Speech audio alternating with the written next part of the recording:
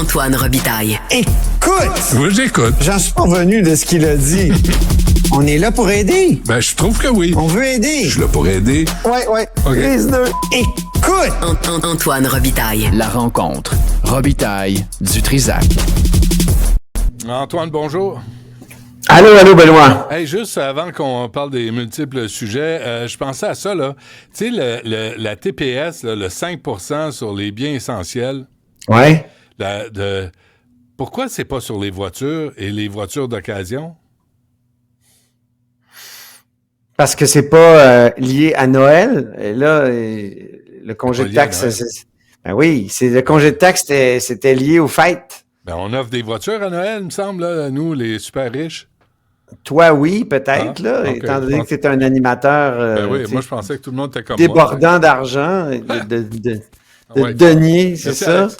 Oui, ça n'a pas l'air. Monsieur Trudeau était à Salut Bonjour ce matin. Oui, il était à Salut Bonjour. Puis... A pour effort à Philippe Vincent Foisy. Mais, oui, il a bien essayé, hein? Il a bien essayé. Mais vraiment, ça donne pas grand-chose.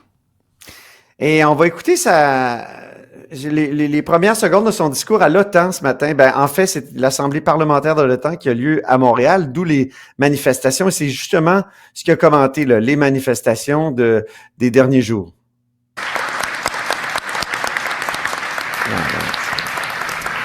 Merci, Nick. Bonjour tout le monde. Avant de commencer, je dois répéter à quel point c'était déplorable de voir la violence et les manifestations vendredi soir, ici à Montréal.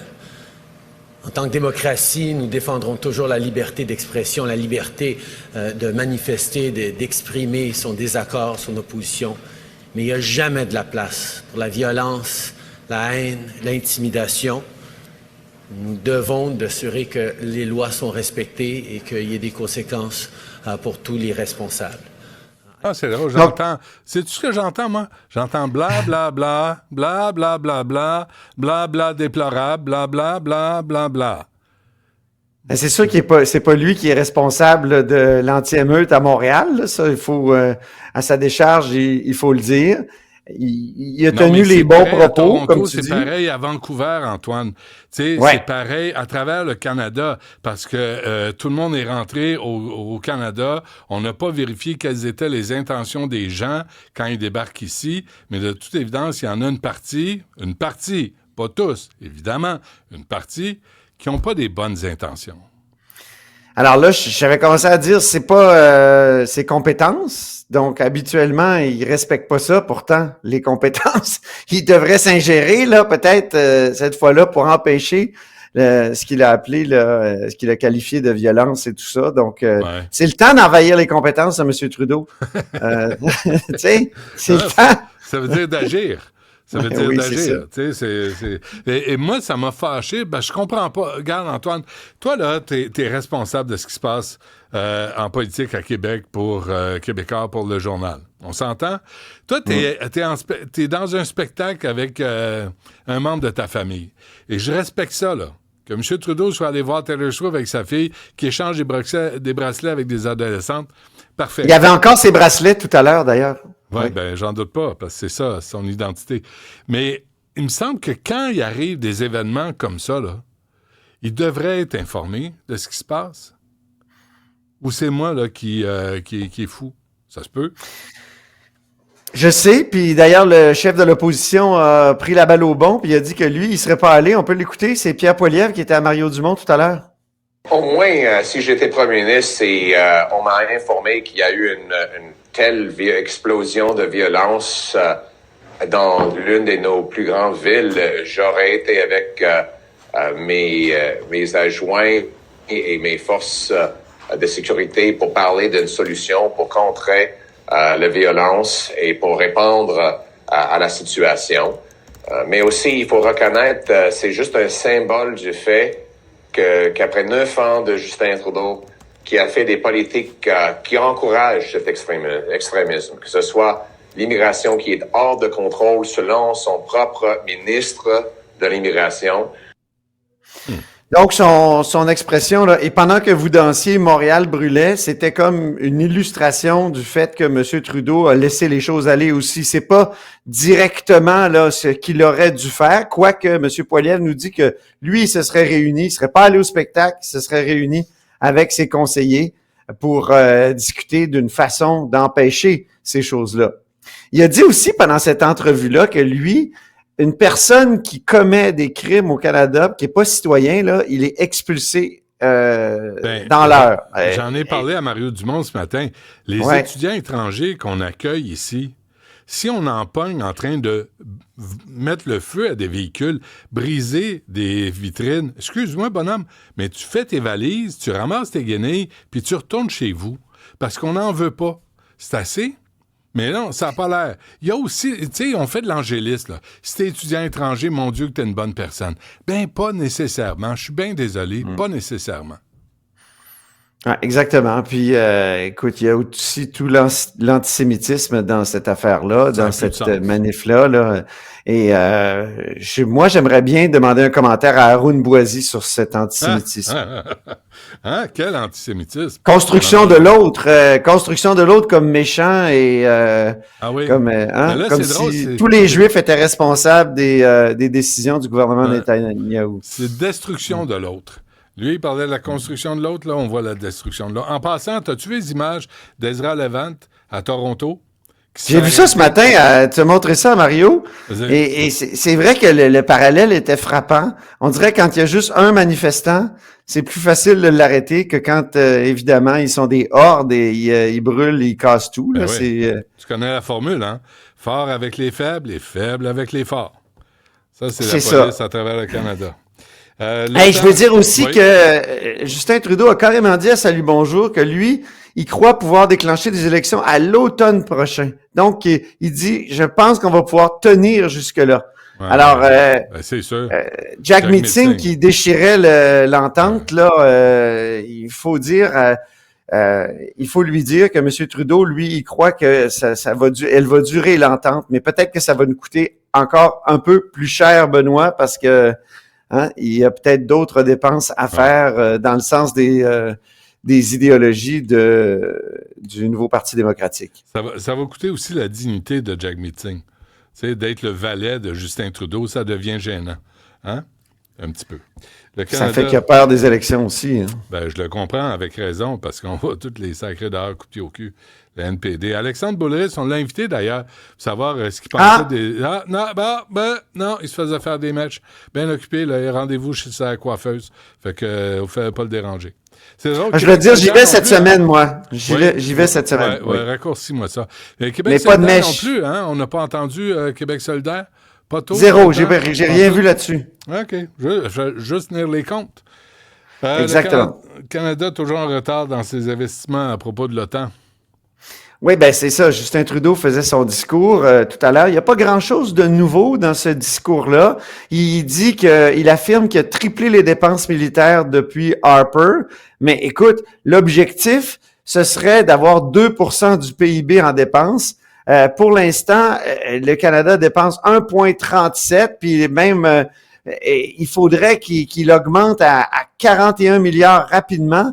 Et en 2032-2033, tu sais combien il faudrait mettre en dépenses pour que ce soit 2% du PIB? Combien? 81 milliards. Oui, c'est énormément d'argent. Et c'est intéressant, l'OTAN, tu sais que les Américains, sous Trump, ils sont pas contents de l'état des forces canadiennes. Et ils n'aiment pas l'OTAN aussi pour ça, parce que le Canada et d'autres partenaires dépensent pas assez en matière de dépenses militaires, là. Donc, et ils nous reprochent, les Américains, notre manque d'investissement dans le Nord canadien, là, des navires, des avions, des sous-marins. Ça change quand même, hein. Depuis, je sais pas si tu te souviens, dans les 30 dernières années, souvent, on a eu des gouvernements qui disaient, à quoi ça sert de dépenser dans le militaire? C'est complètement inutile. Aujourd'hui, on dirait que ça va de soi, que le monde est plus dangereux, tu sais.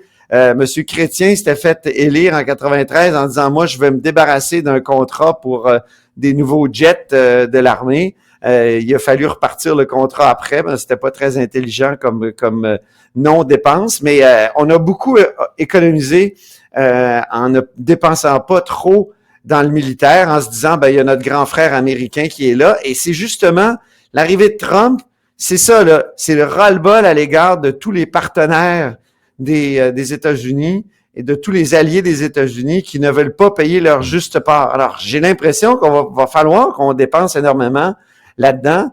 Et l'arrivée de Trump aussi, ça va mettre le Canada dans une situation assez particulière. Je lisais dans Le Monde ce matin qu'il y a un effet Trump en Europe, Benoît. L'effet Trump, c'est que l'envoi de troupes européennes au sol en Ukraine, là, c'est sur la table. La France et la France et l'Angleterre en discutent.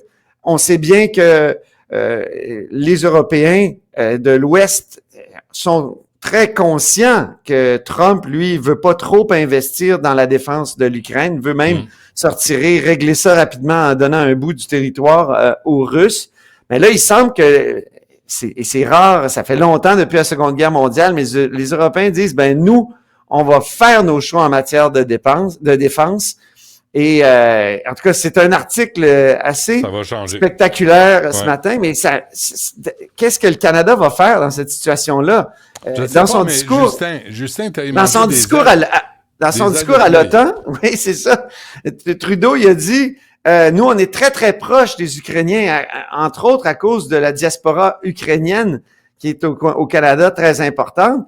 J'ai l'impression qu'on va être tiraillé entre l'isolationnisme de Trump et la volonté européenne d'intervenir directement. Antoine, mais quelle réponse sans dessin? Ouais. Excuse-moi, c'est pas parce qu'il y a une communauté ukrainienne au Canada que le Canada tout entier doit embarquer dans une guerre entre l'Ukraine et la Russie.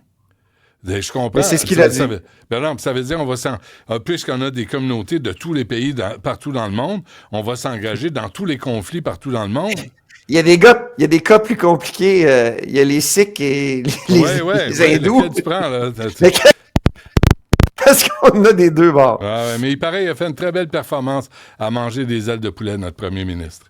Elle était enregistrée dimanche, hein, ça? Oui, dimanche. Qu'est-ce qu'il fait là? Je veux dire, moi, je comprends pas cette histoire-là. Ouais. Il n'y a rien d'autre de plus important à faire. Pourquoi ça s'appelle Hot One? Tu avais raison ce matin. Mon oncle 101 était très fier de toi. Merci. Pourquoi mais tu sais, plus que c'est à l'antenne, on n'ose pas le dire. Ça pourrait être des interviews piquantes. Moi, j'avais plein de suggestions de titres français. Est-ce qu'il t'appelle? Il t'appelle pas. C'est ça le problème. Alors qu'on veut aider, on est là. Tout le temps. Hein? Est-ce que c'est entendu par la haute direction? Je ne crois pas, malheureusement. Non. Non, monsieur. Heureusement qu'on est enregistré. J'ai un appel sur la Le soir, il nous écoute. Oui. Oui, non, je l'ai dit. Ah, OK. OK, on s'en reparle tantôt. Je pense que c'est un meeting à 2 heures. Critiquons tous les concepts flous rapidement, s'il te plaît, Antoine. Très rapidement, je suis d'accord pour critiquer l'usage d'étiquettes floues et fourre-tout comme woke ou wokisme. J'avoue que c'est un peu fourre-tout. Il y a toutes sortes de choses là-dedans. Mais, je vais te dire, là, il faudrait qu'on arrête aussi avec d'autres concepts fourre-tout. Et un de ceux qui m'énerve le plus, c'est le néolibéralisme. C'est quoi le néolibéralisme? Je pense que c'est encore moins clair que le wokisme. Et je lisais ce matin dans un communiqué des syndiqués de la fonction publique, le visage des services publics a été fortement impacté par les dernières transformations initiées par les politiques néolibérales. Je me souviens que Luc Godbout, qui est économiste à l'Université de Sherbrooke, il a calculé que la taille de l'État, là, ça a pas été réduit même par les gouvernements qui étaient les plus néolibéraux, les Harper, les Bouchard et tout ça. Alors, néolibéral, c'est quoi exactement? C'est pas la taille. Alors, lâchez-moi avec néolibéral. Vous précisez vos accusations. Oui. C'est pas la taille néolibérale qui compte. C'est ce que t'en fais. Je te suis pas, là. Moi non plus. Parfait. Okay. Merci, Antoine. On se reparle demain. On reprend ça demain, je pense.